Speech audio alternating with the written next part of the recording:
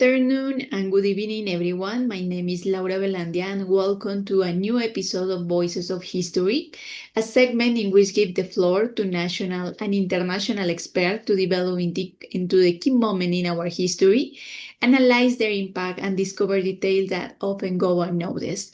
It's today's episode. We travel to South Africa to address a conflict that shaped the course in 20th century, the Second Anglo-Boer War between 1899 and 1902. A war that not only pitted the British Empire against the Boer publics of the Transvaal and the Orange Free State, but also anticipate new forms of modern warfare. So to guide us of this journey, we have the honor to have a special guest.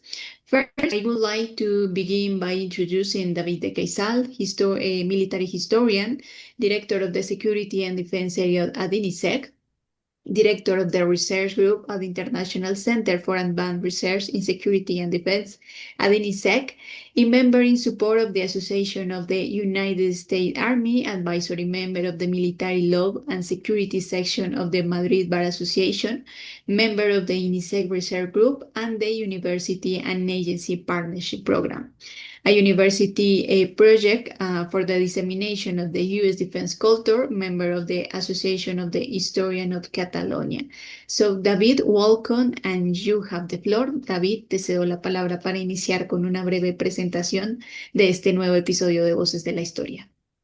Muchas gracias, Laura, por la presentación. En este nuevo episodio de Voces de la Historia, como bien decías, vamos a analizar, contextualizar históricamente la Segunda Guerra Anglo-Bóer de 1899-1902, con nuestro invitado, el Teniente Coronel Pierre Scherman, de la Universidad de Stellenbosch.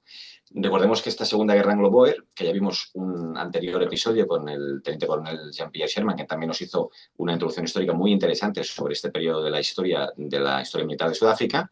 Recordemos que es un conflicto armado que va a tener lugar en el sur de África entre esos años, 1899 y 1902. Va a enfrentar al Imperio Británico contra dos repúblicas independientes fundadas por colonos Boer, los descendientes de holandeses. Una es la República del Transvaal y la otra es el Estado Libre de Orange. Esta guerra va a ser decisiva porque va a consolidar el dominio británico en Sudáfrica y tiene unas profundas consecuencias políticas, sociales y humanas. Las causas de la guerra son principalmente económicas, políticas y también estratégicas.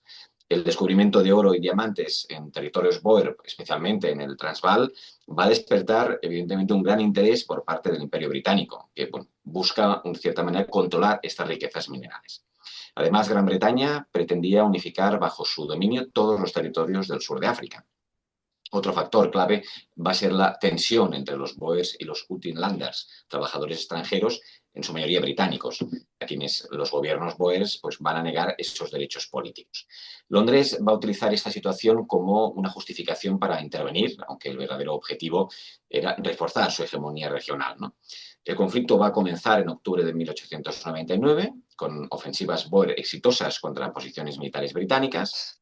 En una primera fase, los Boers van a lograr importantes victorias gracias a su conocimiento del terreno y a su movilidad militar. Sin embargo, el Imperio Británico va a responder enviando un enorme contingente de tropas. A partir de 1900, los británicos van a tomar las capitales Boers y van, digamos, a forzar a los combatientes enemigos a recurrir a una guerra de guerrillas, basada principalmente en ataques rápidos y dispersos. Para combatir esta resistencia, los británicos van a aplicar la política de tierra quemada, destruyendo granjas, cosechas, ganado y deportando a la población civil Boer a campos de concentración. Las pésimas condiciones sanitarias van a causar la muerte de decenas de miles de civiles, en su mayoría mujeres y niños, lo que va a convertir a esta guerra en uno de los primeros conflictos modernos con gran impacto sobre la población no combatiente.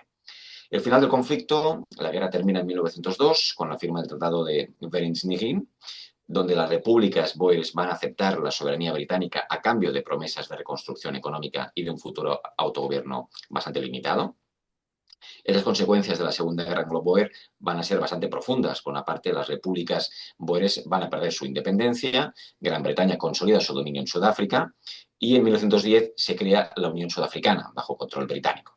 El conflicto deja una fuerte huella de resentimiento entre los Boers y los británicos. Y con ello esta pequeña introducción histórica para entrar en debate y en la conceptualización histórica de lo que nos va a detallar el Teniente Coronel Jean-Pierre Scherman, en esta nueva entrega de Voces a la Historia. Muchas gracias, Laura. Thank you, David. An excellent presentation of this episode segment in military history. Today we have a special guest to talk about this exciting episode. Lieutenant Colonel Jean-Pierre Scherman is a South African Army officer with over 30 years of service in armed units, military training, and international developments in Africa under the UN. He has held key positions as an instructor and commander at the School of Armor, actively participating in officer training and operation in countries such as Lesotho, Burundi, and Rwanda, and Democratic Republic of Congo. He holds a PhD in military history, and he is currently a university professor in Stellenbosch University, specializing in South Africa military history of the 20th and 21st centuries. So let's welcome Lieutenant Colonel Jean-Pierre. Thank you so much for joining us, and the audience is yours to begin your presentation. Thank you very much, Laura, and thank you very much, David, for the kind introductions. I'm going to share my screen, and then if you could just confirm that we can all see it, please, that would be fantastic. Okay. Can you see it? Yeah, we can see. Perfect. All right. Thank you. Good evening, ladies and gentlemen, and welcome to the third of our series on South Africa's military history. As you can see from the title tonight, we are going to be discussing in the next hour the Second Anglo-Boer War, the very right at the end of the 20th century, 21st century, and this plays a pivotal role in the shaping of modern South Africa. This war will determine a lot of how we as South Africans today will experience our country. So without further ado, let's start and dive right into it. The Anglo-Boer War takes place over 3 very, very bloody years, and it pits the British Empire, which at that stage is the largest military force on the planet, versus 2 quite small, quite underdeveloped Boer republics, the South African Republic to the north and its colleague in arms, the Orange Free State to the south. And you can see on the map, it is often called the South African War because it predominantly falls within the modern South African territories. It marks a high point of British colonial expansion within Africa. Britain will never be as powerful as what it is in 1899. And it also marks, after 3 bloody years of conflict, the steady decline of British influence within Africa as a continent, and specifically within South Africa. It also is a clash between British Confederation and imperial control versus the desire of the 2 Boer republics for independence and republicanism. Now, those of you that attended our previous master classes on South African military history will recall that the 2 Boer republics are predominantly inhabited by European members of mostly Dutch, German, and French descent who fled from the Cape Colonies simply because they did not want to be under British rule.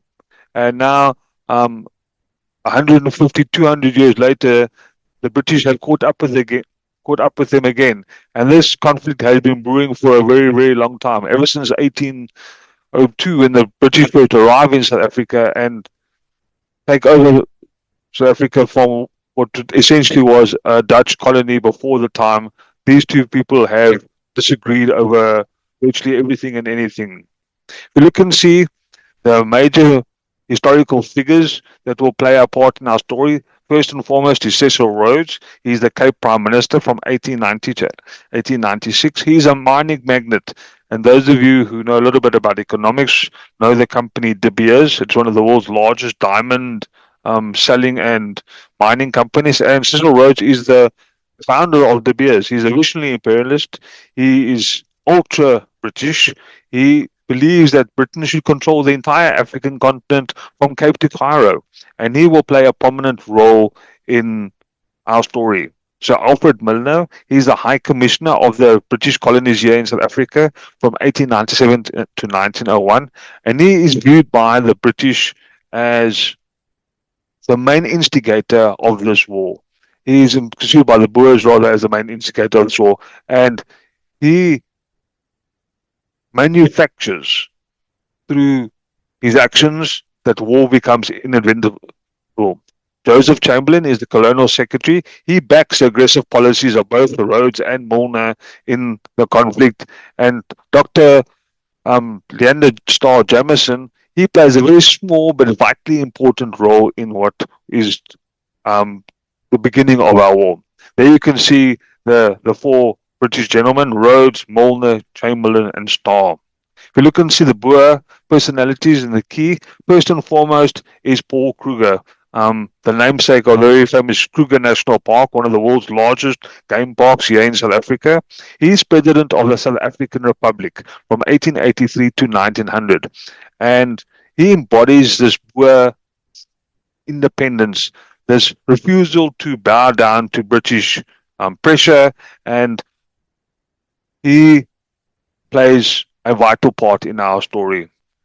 General Petrus Jacobus Joubert, he's the Commandant General, the head of the South African Republic's military, and we will see in his strategy that he follows a very cautious strategy, and many in South Africa today students looking at this war look at General Joubert's strategy as being a failed strategy, and we'll see tonight why. His replacement, Louis Botha, is very young. When he becomes Commandant General, he's only 37 years old, and he will become South Africa's Prime Minister later on in the 1910. Martinus Steyn is the president of the Second Boer Republic. He tries to mediate this difference between the British and specifically the South African Transvaal, but when he realizes the British are absolutely determined for war, he sides with Kruger in the war to come. His leading general, Piet Cronje, is a Commandant General of the Orange Free State Forces, and you will see that he unfortunately suffers a major defeat during the war. And lastly, and very famously, General Christian de Wet will be renowned for becoming the father of modern guerrilla warfare, and we will speak a little bit about the second phase as well tonight. There you can see quickly a gallery of our leading Boer protagonists, Kruger, Joubert, Botha, Steyn, Cronje, and de Wet. And these gentlemen will obviously play a vital role in our story. Underlying cause. What causes this war? First and foremost, it is economics.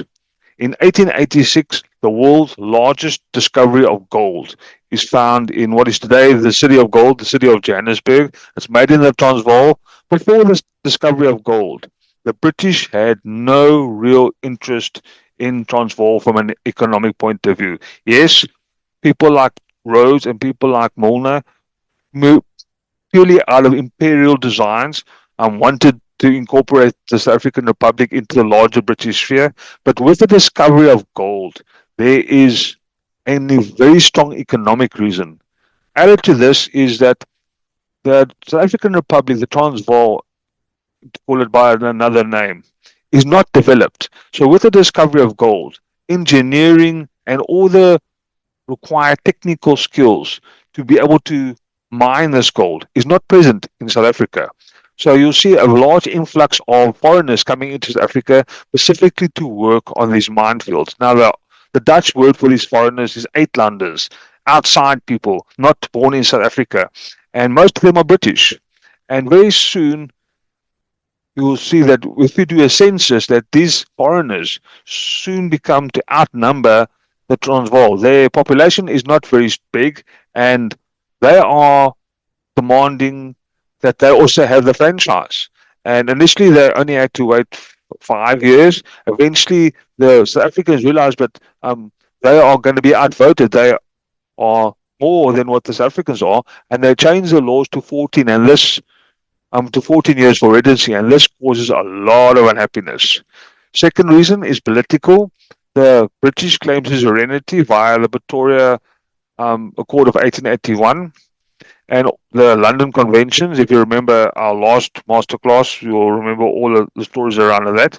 And they fear a wealthy Boer independent republic on their doorstep.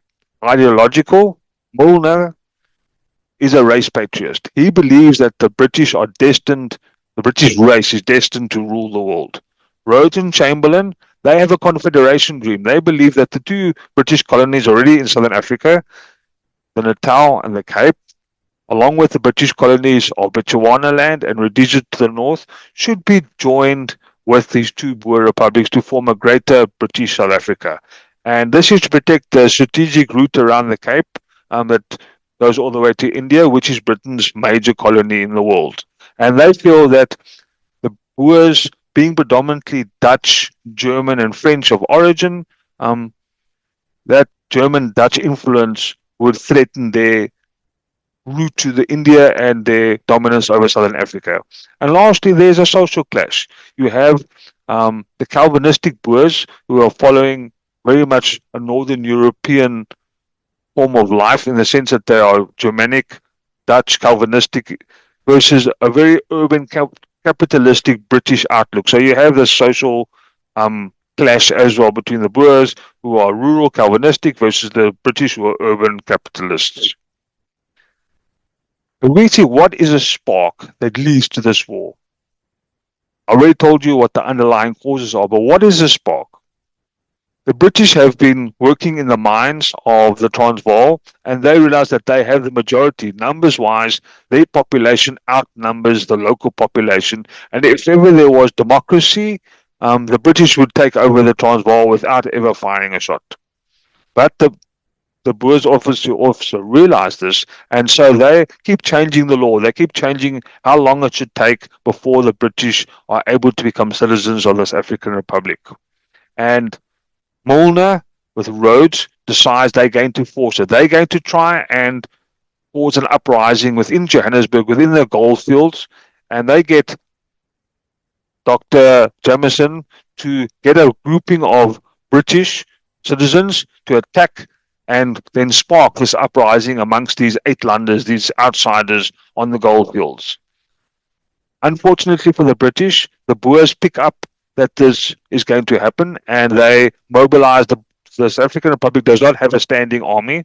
They have a citizen army, and it is the basis, if you can remember again from our previous one, they are called commandos, and it's the basis for the English word today of Western Europe Special Forces, their commandos. The normal citizens of the republics are called the commandos. They are mobilized, and they clash with the Jameson raiders who are coming in from Bechuanaland, and Jameson raiders are stopped. Jameson himself is arrested and sentenced to death.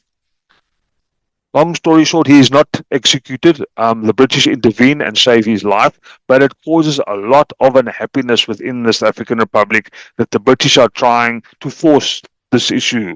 It results in the Bloemfontein Conference that takes place in May and June of 1899, and you'll see Alfred Milner, the head of the Cape Colony, and Paul Kruger, they cannot get to common ground. And Milner has, and if you look at and see the transcripts, Milner has gone out with a Pacific mindset to go to war.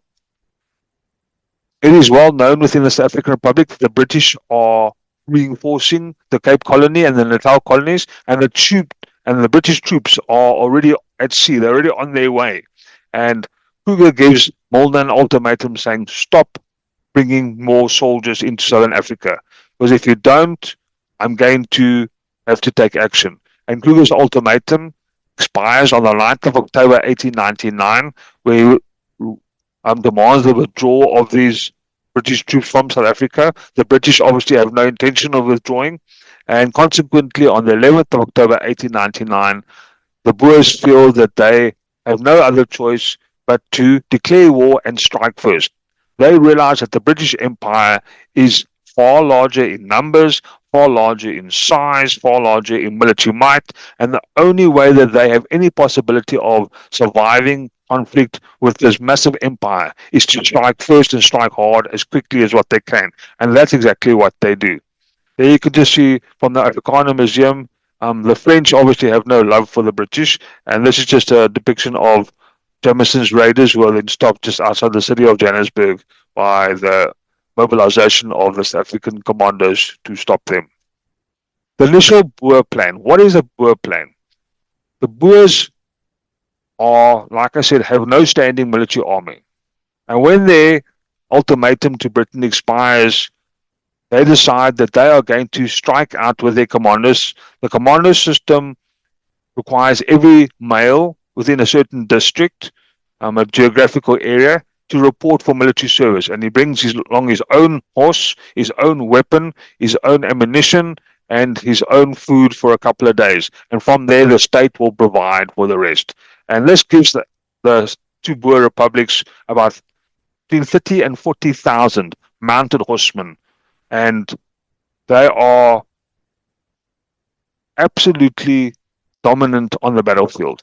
Their mobility, their firepower, and their local knowledge will prove decisive in the first few months of this war. And the Boer plan is to strike out of the two republics and attack in 3 different directions into British territory, into Natal and into the Cape Colony. And there's 3 objectives we will see are 3 different British garrisons. On the Natal, on the eastern front, General Pierre with 15,000 men will head off, and the first clashes of the war take place in Natal in a town called Talana. On the Cape, Bechuanaland, which is today modern Botswana, General Pitcairn and the Free Staters will attack into Cape territory, targeting the rail and the diamond town, specifically the town of Kimberley. The immediate result is that the towns of Mafeking are besieged on the 13th of October. The town of Kimberley, with its very famous diamond fields, are captured and are rather besieged by the Boers on the 14th and 15th of October. And in the city of Ladysmith in Natal, the Boers are able to besiege a very large British force under General George White. The rationale is, from the Boer side, is at this buys time for European mediation or negotiations before the British army arrives. They hope to draw in European powers, the French predominantly, the Germans, the Dutch, and be able to use their leverage in Europe to be able to convince the British to stop the invasion of the Boer lands. There you can see on the map the 3 major areas in which the Boers attack towards the city of Mafeking. There in the far north, to the diamond field of Kimberley and into Natal. And these 3 towns are now under siege from Boer forces. And there is a continuous debate within South African military history about the usefulness of such a military campaign. I already told you that all the South African soldiers were all mounted. So their greatest strength was mobility. They knew the area. They were expert marksmen. They were expert at moving through this country. And now they've given up their mobility to go down into a siege where they are basically surrounding these towns and waiting. They do not have the strength to attack into these towns and defeat the British garrisons within each of these towns. And all that they really do is throw away their largest advantage, which is their mobility. And that is an ongoing debate within South African military history at this stage.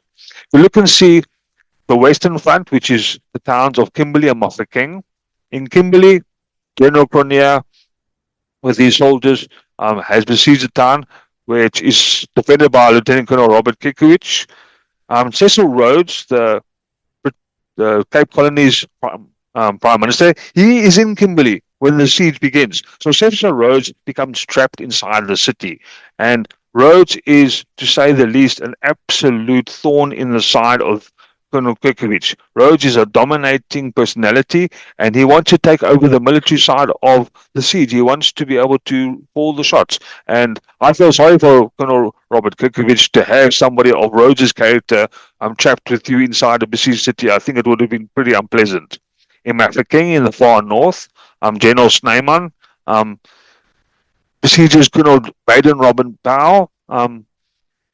Baden-Powell, even though he only has a very small force of 1,000 to 1,500 soldiers under his command, uses indigenous defense, dummy forts, night trains, even using African allies to be able to defend his position.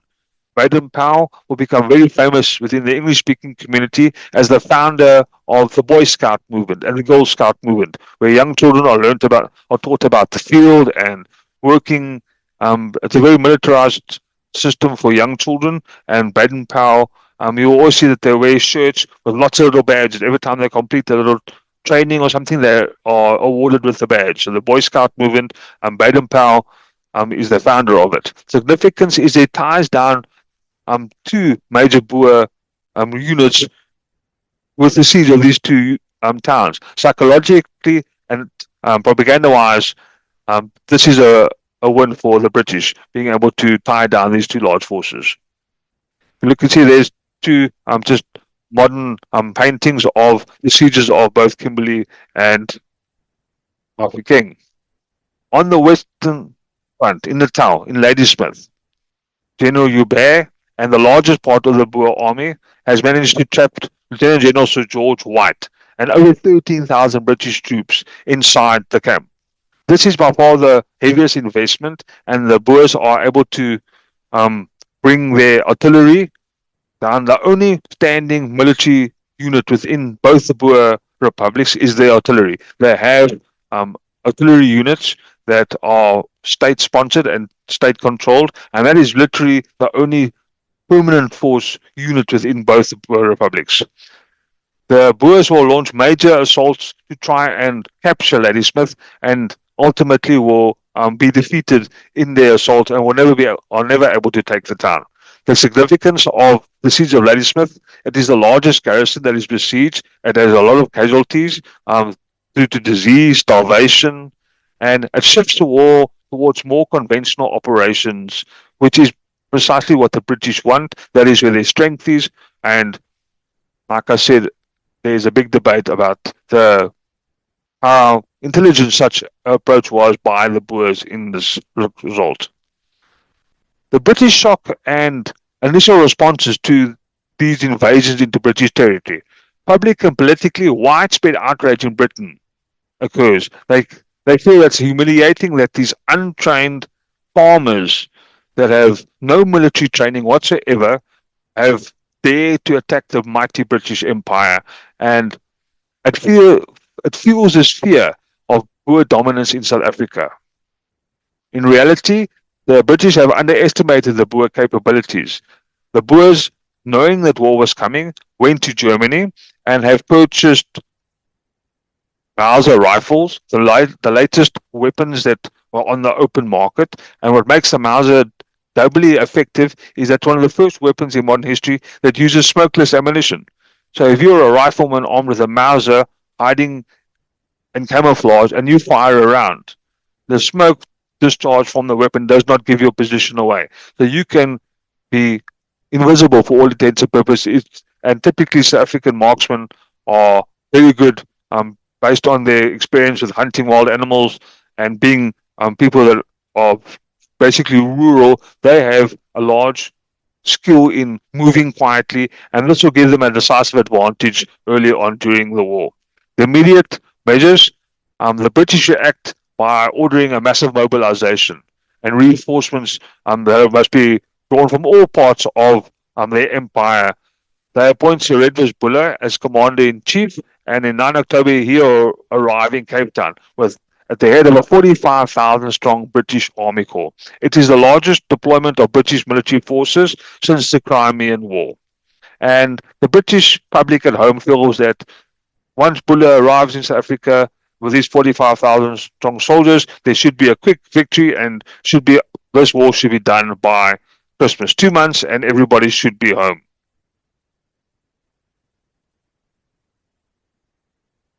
Buller's initial plan was to use the railways of South Africa to be able to move from the railways from Cape Town up the railway line to Bloemfontein, the capital city of the Free State, and then continue his march all the way up to Pretoria, the capital city of the South African Republic.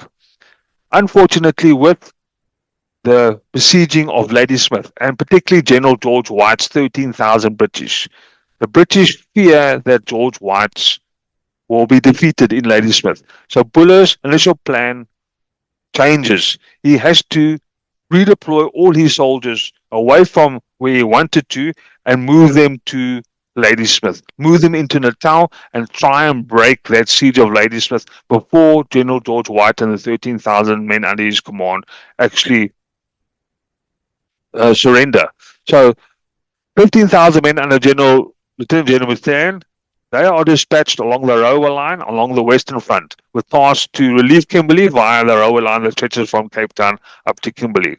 5,000 men are deployed in the Cape Midlands to just protect the Cape Colony, and Buller personally leads 20,000 men into Natal, landing at the port city of Durban and then marching up from Durban into the Natal hinterland with a priority to leave Ladysmith and break the siege of the Boers that are investing Ladysmith.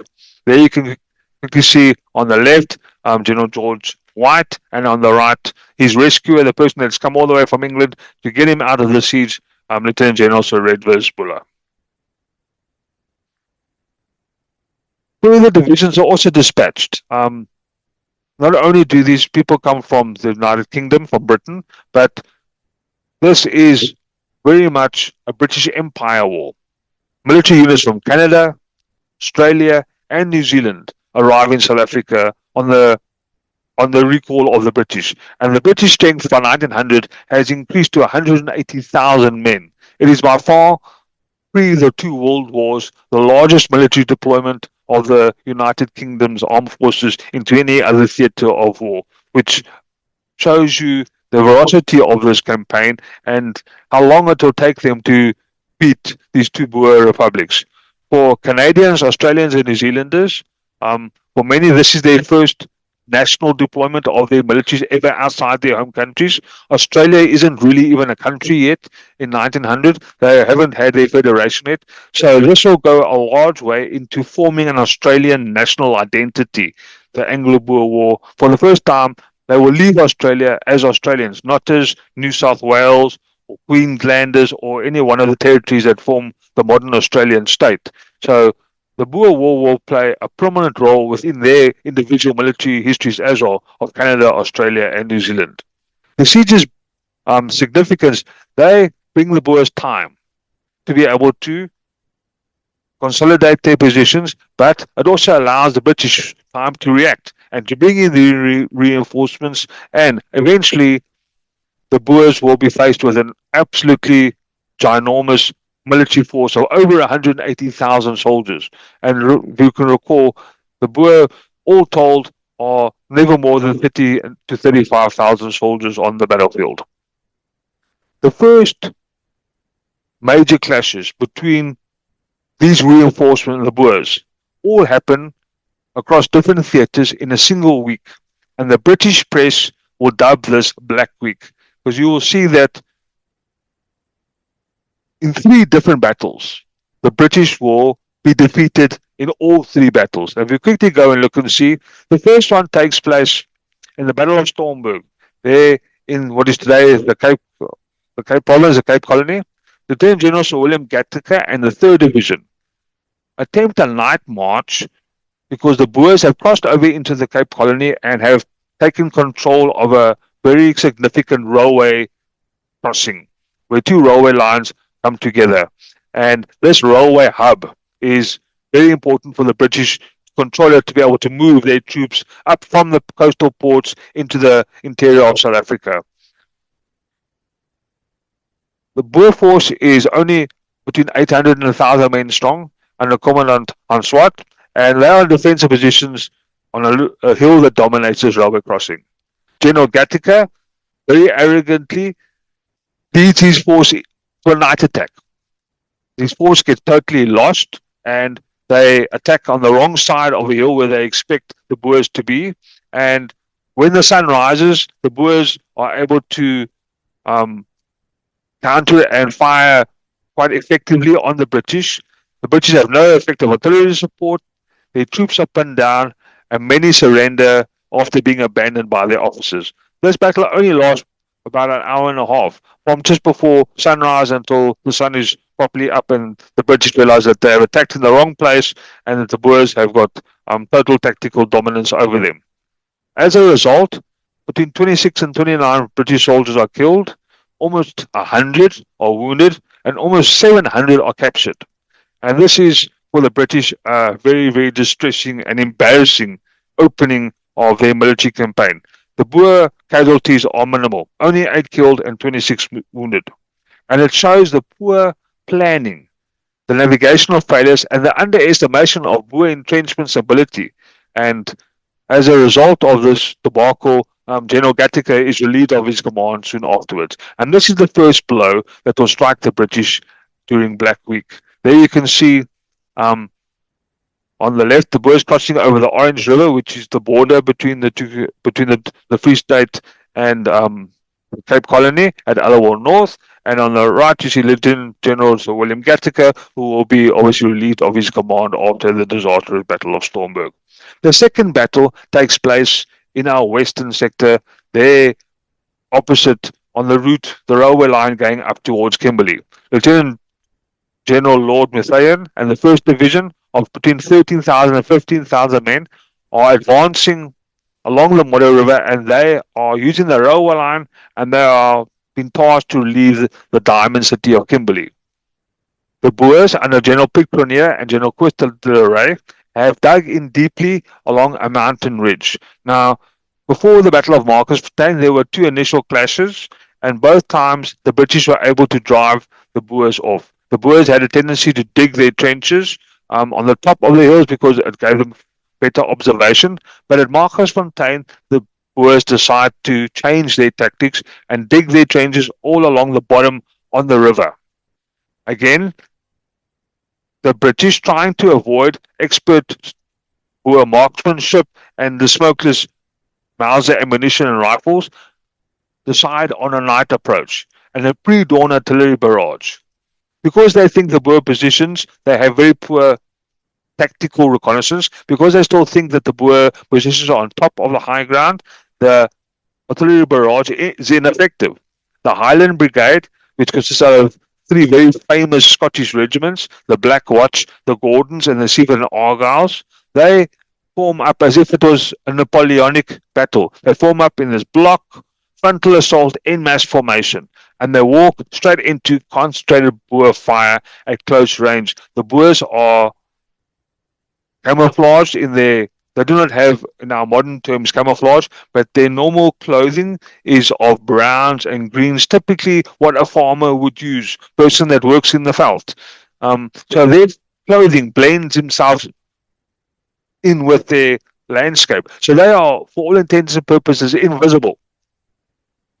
So the British walk into this concentrated fire from these invisible riflemen that they cannot see, and the leading general of the day, General Wauchope, is killed very early. He's the brigade commander, and his brigade basically gets shattered. Those of you who know anything about the Scottish military, their battle dress is the kilt. For lack of a better word, it is a dress.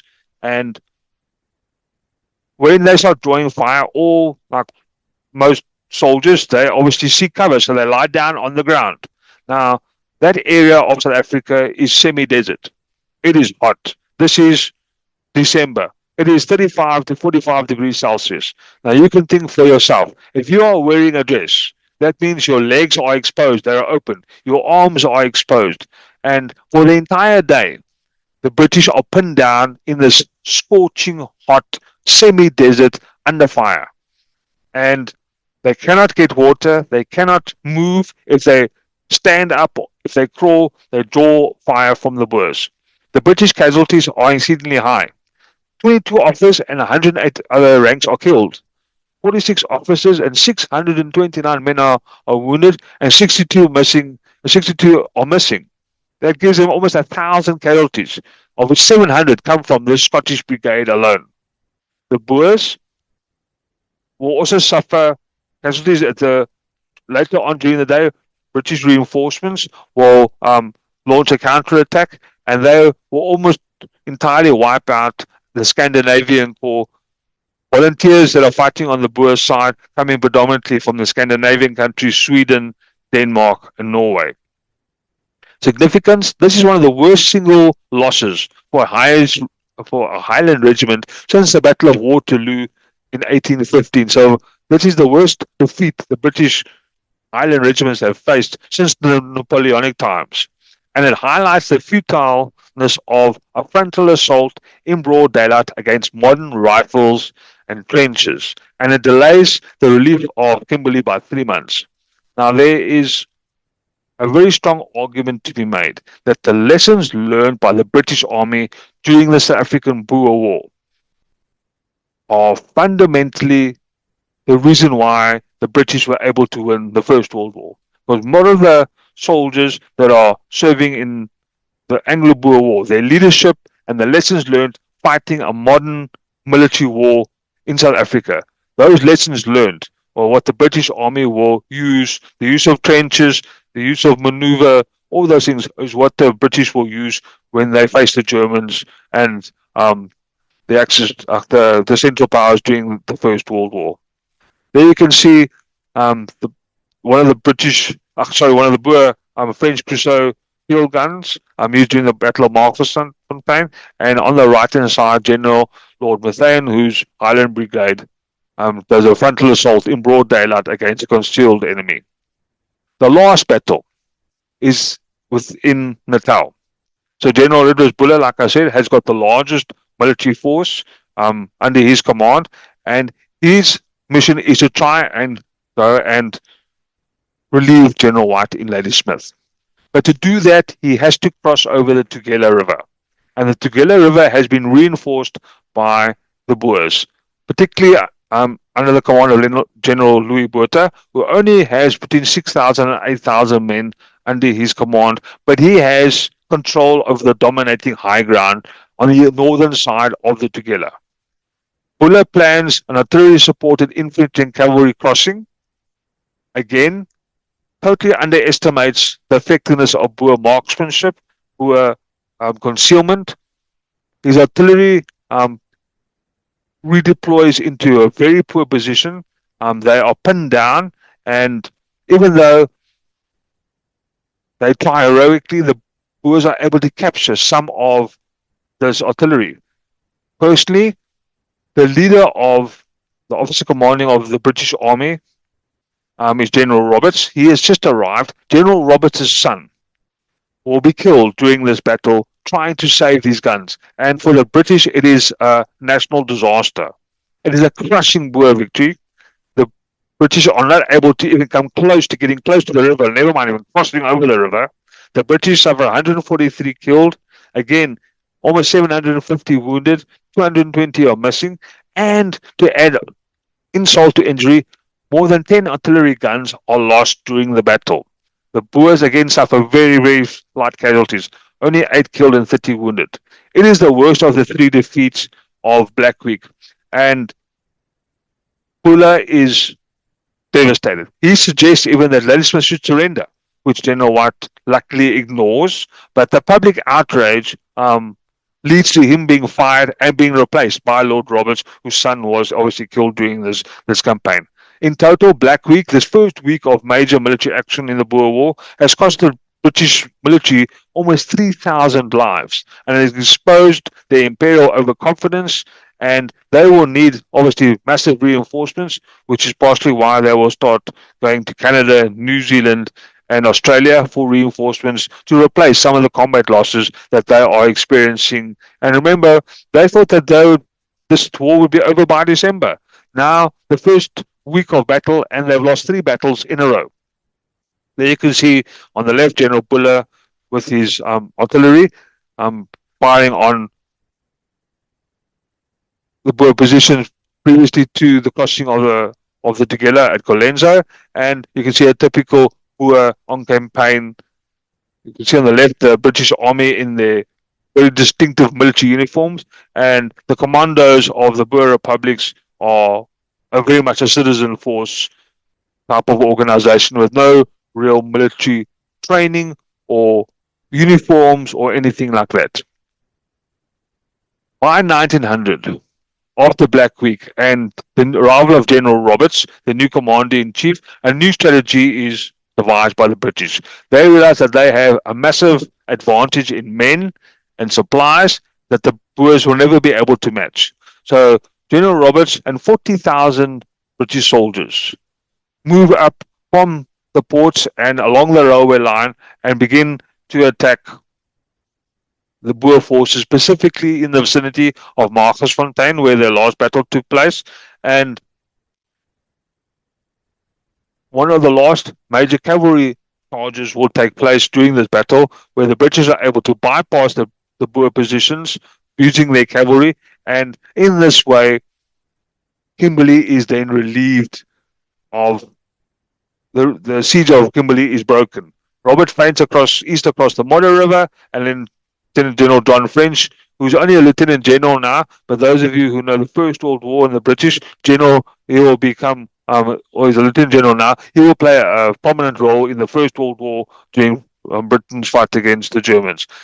So the French, General French is able to end the Kimberley on the 15th of February, and the Boers, who have been defending and besieging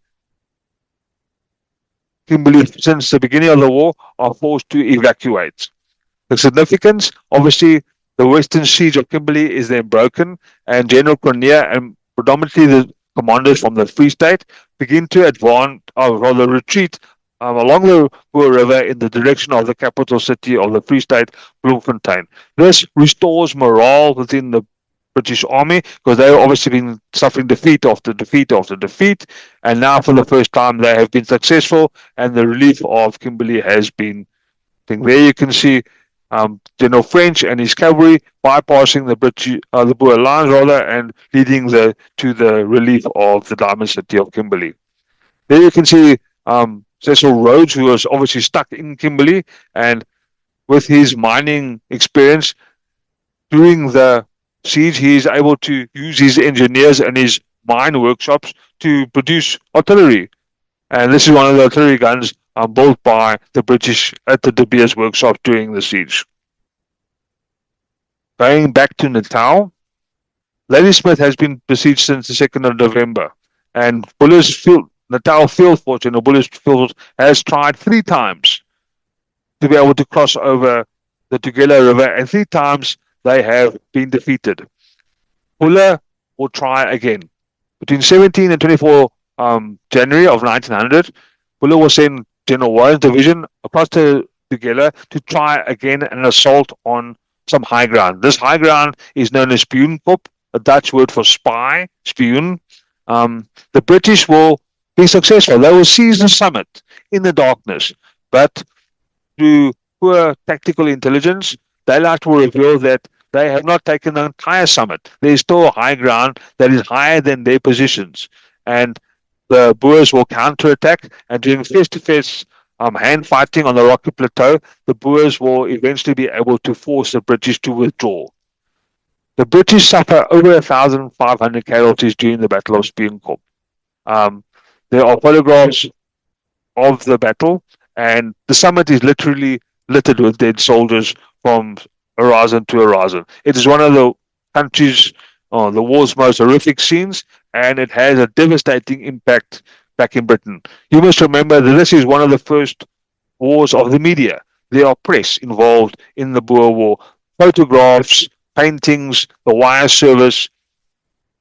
And it is common knowledge that the British Prime Minister Winston Churchill is a reporter during the Anglo-Boer War, and he is captured by the Boer forces, taken as a prisoner to Pretoria, and then very famously is able to escape from Pretoria and evade the Boers back to British lines. So this is a war of newspapers. This is a war of the press.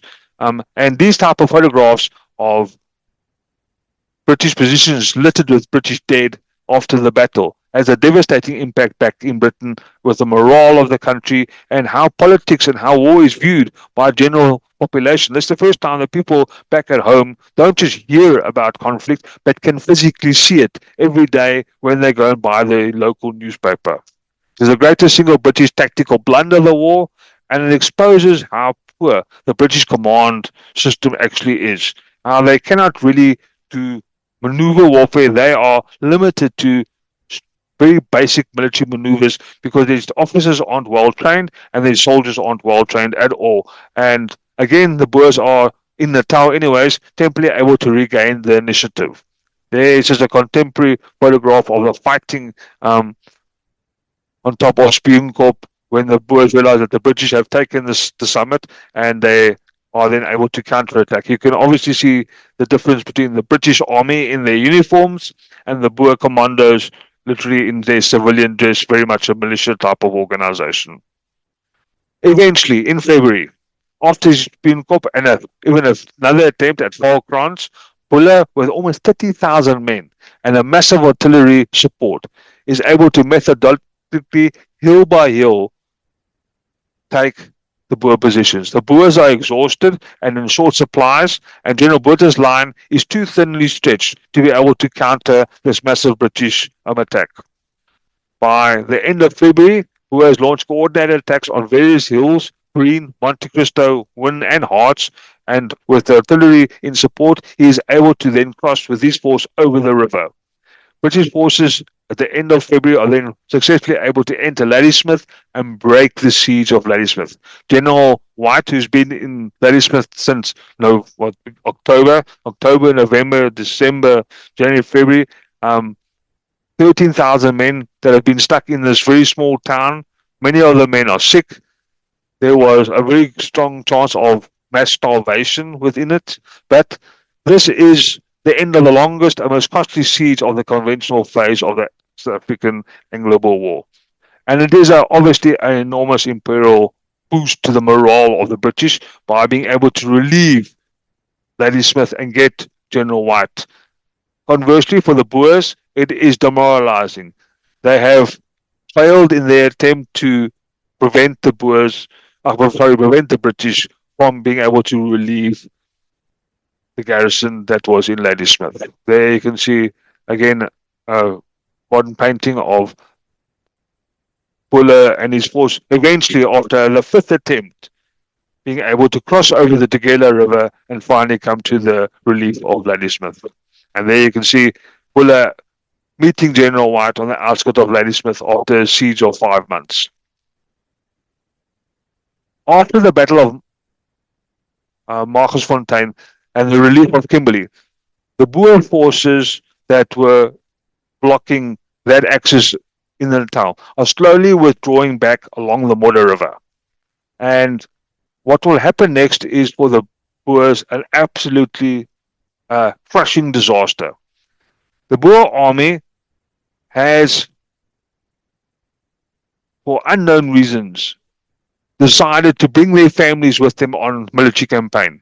And when they lose the Battle of Marcusfontein and the relief of Kimberley, they are now withdrawing. But because they are withdrawing with their families, they're not withdrawing along the railway line, they are withdrawing along the river. So they are going in wagons. And this is a slow, large force. And there are women, there are children, and after the relief of Kimberley, the British quickly realized that they have an opportunity. And using their cavalry, General Kitchener sends out, because General Roberts is ill, he's suffering from typhoid, he sends out his cavalry to run down this very slow moving Boer force. And they eventually trap him in the area what is today called Paardeberg. Cronje's force is totally surrounded and trapped against the river, and the British ask them to surrender. They refuse, and after almost 2 weeks of effort, the Boers will eventually surrender. Cronje surrenders unconditionally with over 4,000 men. It is almost the entire Free State's military strength surrenders at Paardeberg. And for the Boers, it is a crushing defeat that they will never recover from. And almost 10% of the Boer field army is captured on that single day. It is the first major British victory, and it is humiliating for the Boers. And it shatters their Western command completely. It leaves the path open for the British army to be able to advance via the Free State into the heartland of the Boer republics. There you can just see a photograph of the Boer army of General Cronje trapped against the Modder River because they were moving so slowly, using wagons, and they're having their families with them on military campaign, and the British cavalry catching them and putting them to the back of the river. The capital of the Orange Free State, Bloemfontein, is consequently captured by the British, and Roberts is then able to enter Bloemfontein on the 13th of March unopposed. The Boers on this front have been shattered. There is basically no forces left only skirmishing forces are still available. And what quickly follows is that the British are able to advance quite rapidly on this front and capture Bloemfontein, and then capture the entire Orange Free State, the Republic of the Orange Free State. The annexation of the Orange Free State follows in May, and control of the Central Railway line coming up now falls under the British command. The war has turned against the Boers. The British now are in a very strong position within numerical superiority to be able to launch a final assault into what is the South African Republic and across the Vaal River. There you can see a picture of the British Army marching into, this is rather a sketch of the British Army coming into Bloemfontein and being welcomed by the British citizens. You remember that there are British citizens still living in the Boer republics. That was half and half the reason for the war. All these Uitlanders, all these foreigners living in the Boer republic. So the British have a large presence within both the republics, and when they come to Bloemfontein, they are welcomed by a large crowd of their fellow countrymen who have been living in these republics and working on the diamond mines. Johannesburg and its goldfields, and Pretoria, the capital city. Robert resumes his northward march after resting and recovering in Bloemfontein with a military force of between 35 and 40,000 men. He now has total control of the railway lines, so his logistics is superb. The Boer conventional forces are collapsing. They have run out of men, they have run out of supplies, they have run out of ammunition, and very quickly the British are able to march into Johannesburg, the city of gold, and Pretoria, the capital, and after crossing the Vaal River, there are belated attempts by the Boers to try and stem this advance, but they are far outnumbered, and Roberts enters into the city unopposed in June of 1900. There have been minimal casualties during this advance over the Western Front. Symbolically, it is the end of the two Boer republics. Their military has been defeated. Both their capital cities are now under British control. And for the British, they have achieved their aims. They have taken control over the goldfields of Johannesburg, which is what they wanted. They have taken complete control over the major logistics and the major towns of the Transvaal, and they believe the war is done. If this was Europe, and your army walks or marches into Paris or marches into Berlin, generally the war is over. The other side surrenders, peace is declared, you go to the negotiations, and it goes on. And that is what the British are believing will happen in South Africa. Bloemfontein has been captured, Pretoria has been captured, and the Boers must now admit defeat, and they'll go to the negotiating table, and the politicians will continue, and the military side of this operation will be completed. But this is not Europe, this is Africa, and the Boers are not following European lines. There you can see Roberts' march into Pretoria, and the British think that the war is over. The Transvaalers, and the Boers particularly, have no intention of surrendering. Even though the British have moved into their capital cities, they are now preparing for what is going to be one of the world's first very successful guerrilla campaigns. Boer remnants under General Louis Botha, they are regrouping east along towards the Delagoa Bay Railway into the Portuguese colony of Angola. Kruger moves his provincial capital out of Pretoria, firstly to the town of Machadodorp and then down to Nelspruit. And Roberts realizes that he will have to continue campaigning. The war is not over. The Boers have not surrendered, and Robert determines to clear the Eastern Railway line and thus prevent the Boers from regrouping.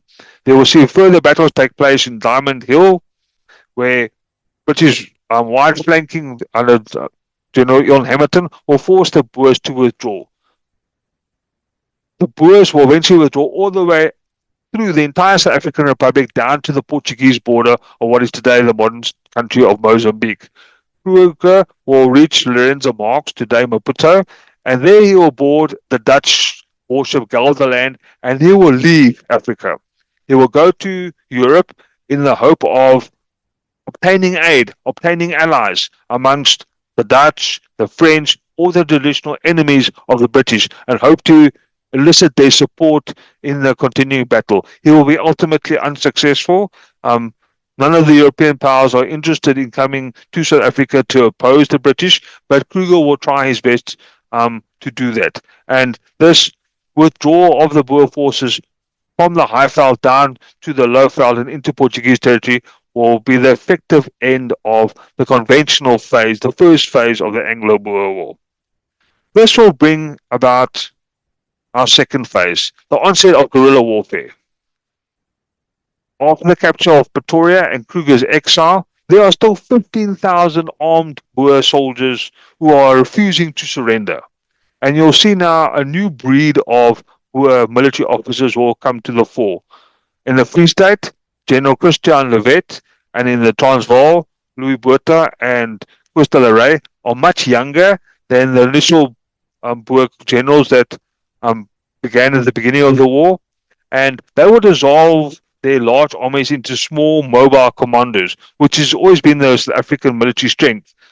Fast-moving, hard-hitting, and they will start a classical guerrilla warfare campaign against the British occupying army within both the Free State and the Transvaal, mounting rapid raids on railways, bridges, supply columns, isolated garrisons, and night after night they will strike unexpected from all over in every direction, and they will harass the British continuously. The British will find it the most frustrating campaign to be able to try and pin down these Boers, because they were of the opinion that the war is over.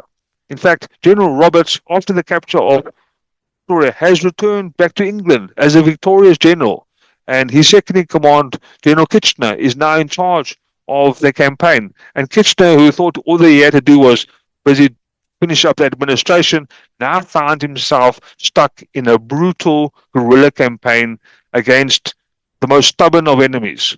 British communications are completely and repeatedly cut, and thousands of British casualties from ambushes will continue. And the war will continue for another 20 months, despite the British trying numerous tactics and to try and force this final British conventional victory over the Boers. The significance of this phase is it will demonstrate Boer tactical skill and determination, and it will force Britain into total war, and it will lay down the foundations of all modern military 20th century guerrilla doctrine is based on how the South African Boer commandos will execute this Boer military guerrilla campaign against the British Empire for these 2 years. There you can typically see a Boer commando, hard-hitting, all based on horseback, giving them expert mobility, the fact that they are experts in marksmanship and the ability to move quickly and strike hard and then melt away again will be very frustrating for the British Army in South Africa. To counter these Boer commandos, the British come up with an ingenious program. Lieutenant General Rachel Kitchener, who is now obviously the new commander-in-chief, and Roberts returns to England, he decides all along the lines of communication, along the railway lines, along rivers, he's going to construct almost 9,000 fortifications, small little stone blockhouses, along all major railways and roads, and he will link them with 3,700 miles of barbed wire. This is his way of trying to cut down Boer mobility, preventing the Boer commanders having free rein to be able to move from one area to the next with their horses. Each of these blockhouses will be manned with between 6 and 12 men with searchlights and telephones, and they will be tasked to try and cut down on this Boer mobility. Boer freedom of movement is gradually restricted as the blockhouse system becomes more advanced and increases in size, and large raids become almost impossible. And by the end of 1901, the British blockhouse system has proved its worth. They are able to almost completely stop Boer attacks on the railway system, and it makes it very, very difficult for the Boer commandos to be able to effectively move within South Africa. It's one of the most extensive and effective counterinsurgency networks ever built within military history, and it forms a prototype for later wire and post systems used in Palestine, Algeria, and even in Vietnam. But it was hugely expensive and ultimately decisive in containing the Boer guerrillas.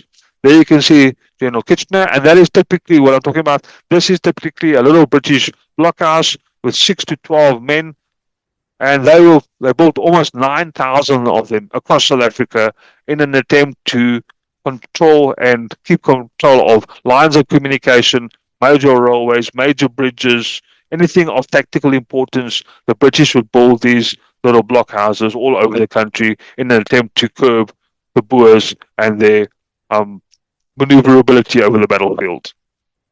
Not only did the British use the blockhouse system, but they used, even today, within a certain segment of South African society, there is a very strong anti-British feeling, specifically amongst the descendants of these Boers, the Afrikaans people of South Africa. And the reason for this is that the British also followed a scorched earth policy and a concentration camp policy within South Africa. They realized that the Boers were receiving reconnaissance, receiving aid, receiving food, water, fodder for their horses from the local rural population of South Africa. And to counter this, to starve the commanders of food, shelter, horses, all these civilians were rounded up from their farms and placed in concentration camps. Any Boer family that was found to support the Boers, their homes were burned down, and almost 30,000 Boer farms were totally destroyed by the scorched earth policy. Livestock was removed, and 120,000 Boer civilians, and along with 100,000 African civilians, were put into 45 concentration camps. These camps were in no ways prepared for this large intake of people. They didn't have sufficient medical facilities. They didn't have sufficient housing or sanitation, and the large part of why South Africans why there's still this residual feeling of hatred towards the British is that almost 28,000 Boer women and children will die in these concentration camps under British control. The British will belatedly change their policy due mainly to people like the British nurse, Florence Nightingale, who is considered the mother of modern military nursing and nursing in general, who will visit these concentration camps and see the absolute devastation that is taking place amongst these Boer children and Boer women that are being herded in these concentration camps. And it's not only Boer women and children that are suffering. Africans are also being placed in these concentration camps, and this is a lot of the legacy of the Anglo-Boer War resides around this use of concentration camps by the British Army in their effort to try and curb Boer movement. Significance: it is a human catastrophe that shocks the world when it comes there. You can see Emily Hobhouse, her campaign in Britain to expose this system of concentration camps within the British system. And it creates a deep Afrikaner bitterness, which is even felt today. And political pressure in Britain forces Kitchener to negotiate. And even today, it is considered a moral stain on the British Empire, this discriminant killing of poor women and children via the concentration camp system. There you can typically see they had no housing. It was tents, and there was no proper housing, there was no proper medical, there was no proper sanitation, and obviously diseases like typhoid and things like that were rampant in the camps and caused a lot of the deaths. While this is taking place with their women and children, the Boer men are still on campaign. They are still carrying on with this highly effective guerrilla phase fighting the British Army. Despite the blockhouses in the camps, the Boers will still win a string of very successful victories that will just add salt into the wound of the British Army. At Nooit Gedacht, General Botha and they will overrun a British military camp and capture all the guns. General de Wet will launch a very successful raid on the town of Heilbronn. In Stellenbosch, General de Rey will actually capture General Lord Bethune and his entire column.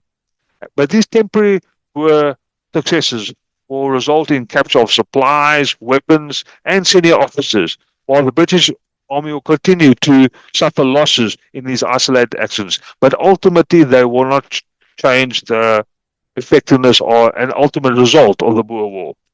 It does prove, however, that guerrilla warfare can still inflict considerable damage and prolong a conflict, and in this case, it prolongs the conflict for almost 2 years. And it again shows the limit of British numerical superiority and their poor training, and it keeps Boer morale alive all the way until the very end of the campaign. It's just a map of the Battle of Nooitgedacht in the Magaliesberg area to the north of the current city of Johannesburg and the gold fields, and to the right, British pickets are overwhelmed on the top of Nooitgedacht by commandos who sneak up in the dark and are able to capture and defeat them. The Boers realize that the war is turning. Despite all their efforts, the war is turning against them. And they feel that one of the few ways that they can possibly gain an advantage is to invade into the British colonies, specifically the British colony of the Cape.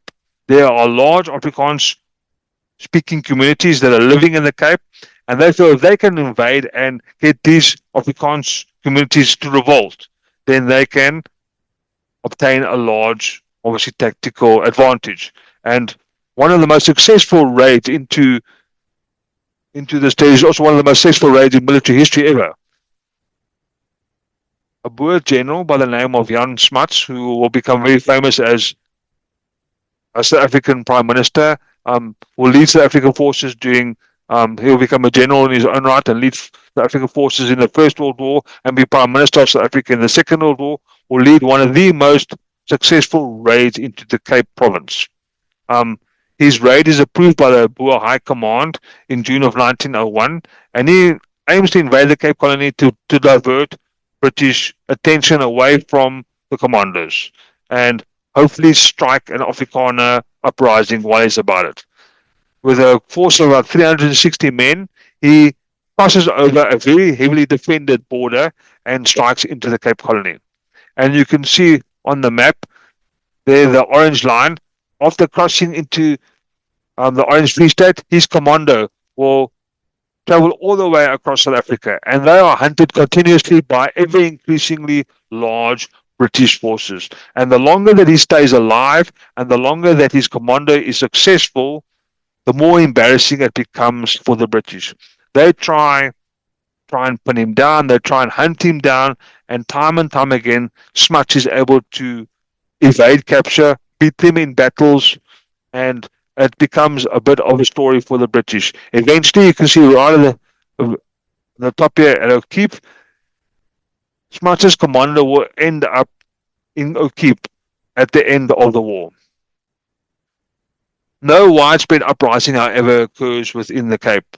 The British have got total control over their colony, and despite the Boers' best efforts, the Afrikaners of the Cape will never go into open revolt.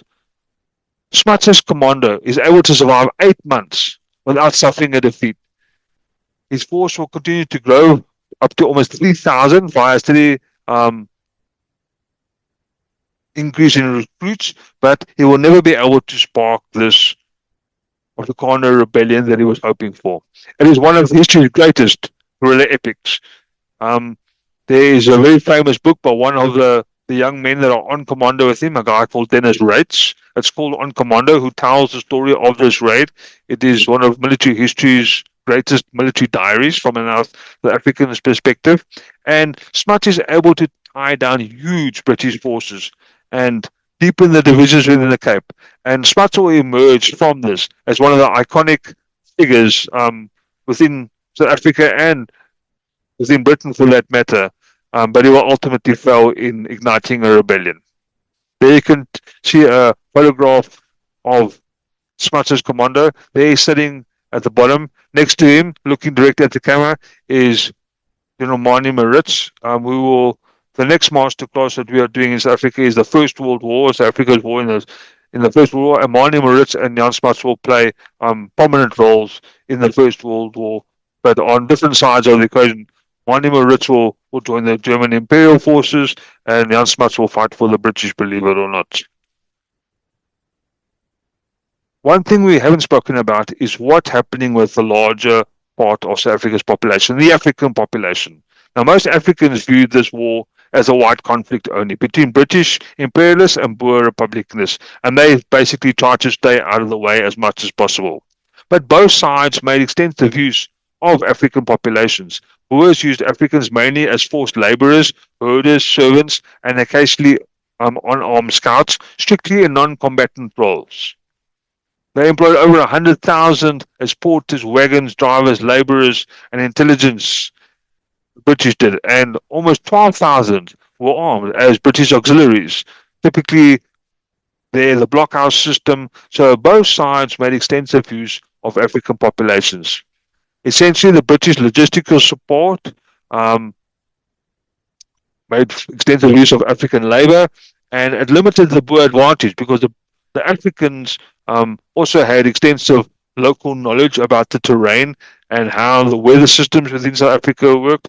And some Africans gained weapons training from the British or fled to British lines for protection and work and were able to provide valuable reconnaissance.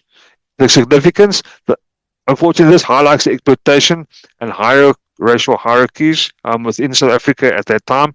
Africans' contributions were downplayed in later official histories, but were very critical of British conventional success because obviously many Africans joined the British Army in the hope that they would gain, once the British victory was secured, political freedom, which obviously does not occur within South Africa after the war, much to the Africans' demise. There is a typical photograph of a black South African grouping that is in charge of one of these little blockhouses. So you can see they're all armed. They are on blockhouse duty, and their task would be to protect the blockhouse and protect that little stretch of the railway line or wherever this blockhouse is located. The British scorched earth policy and blockhouse systems obviously destroyed many Boer farms, but many Africans worked on these farms. So by destroying the Boer livelihood, they inadvertently also destroyed the African workers who worked on these farms, their livelihood as well. Between 115 and 120,000 Africans were forcibly removed. They were also put in separate concentration camps if they were found to be assisting the Boers. And disease and outbreak, same as what happened in the Boer concentration camps, were equally as devastating. Typhoid and measles within the African camps. It is estimated that almost 20,000 African deaths occurred within these British concentration camps. The widespread farm destruction, livestock loss, and displacement also led to many hardships within African communities. This was a humanitarian crisis that affected most South Africans and accelerated black dispossession and land loss. It also deepened racial inequalities and contributed to the rise of African nationalism. After the war, they realized that Europeans could not be trusted.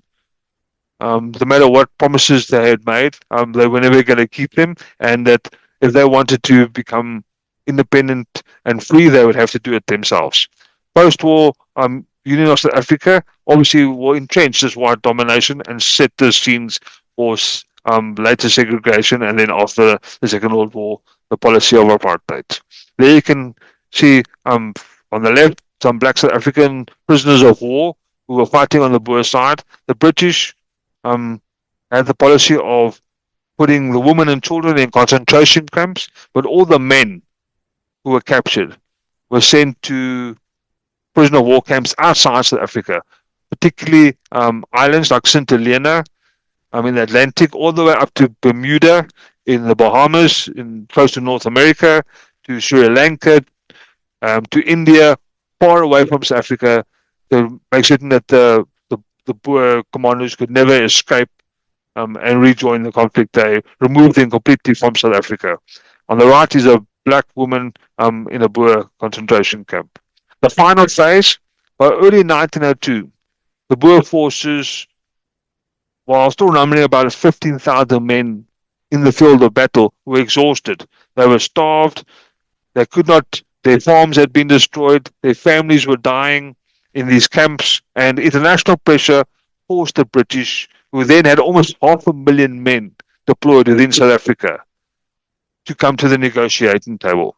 Negotiations took place in the town of Vereeniging, which is the Dutch word for reunification, for uniting, in May 1902.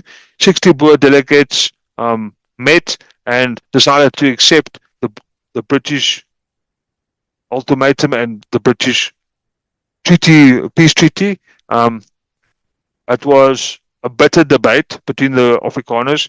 There are still Afrikaners today who are upset about they would have continued to resist until the end of days.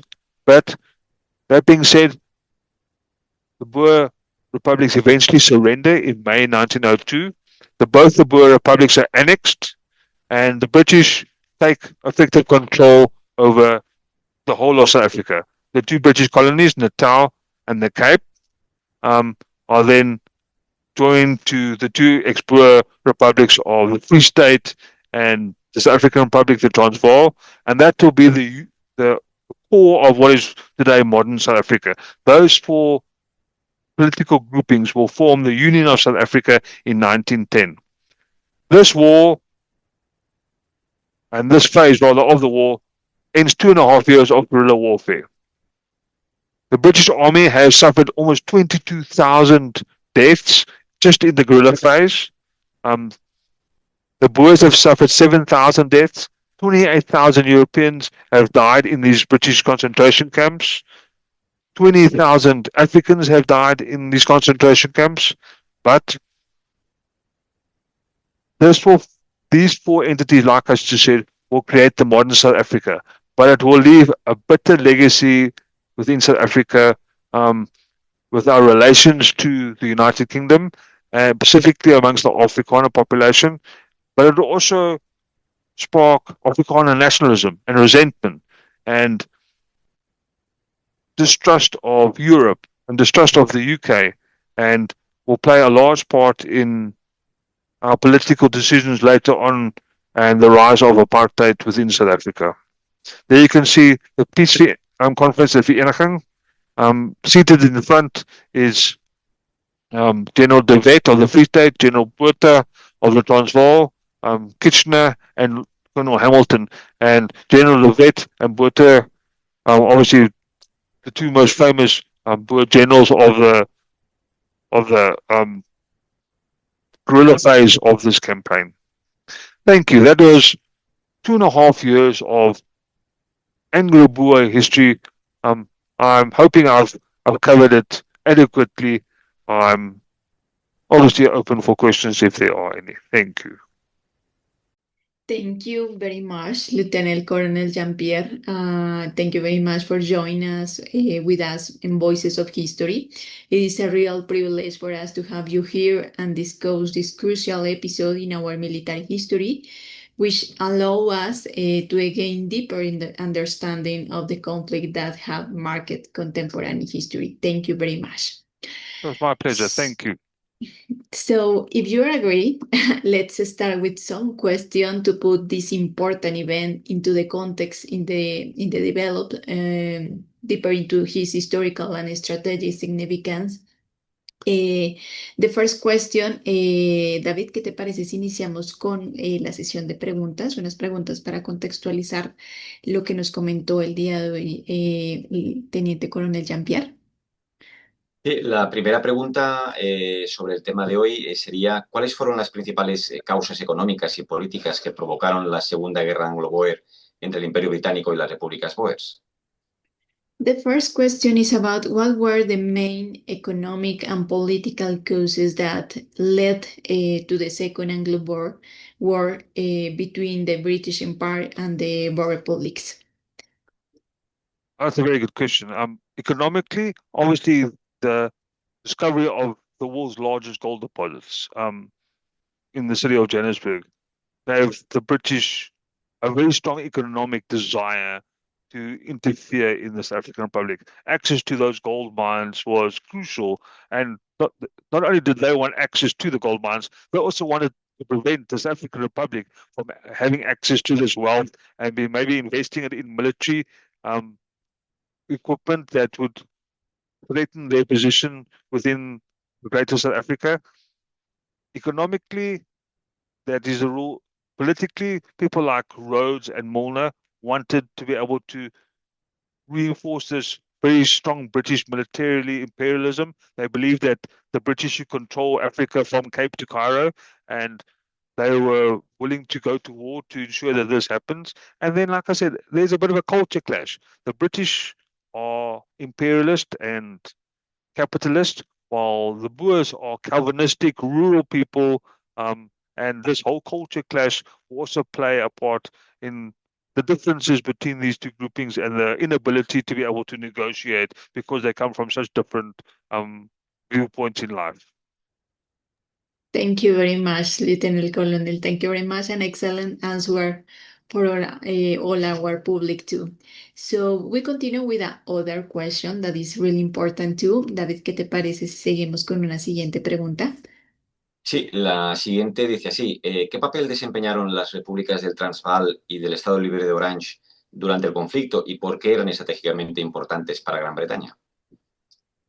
The other question is about what role did the Transvaal and Orange Free State republics play during the conflict and why were they strategically important to Great Britain? Well, obviously, the two Boer republics militaries will deploy, and that'll be the main protagonists of this conflict.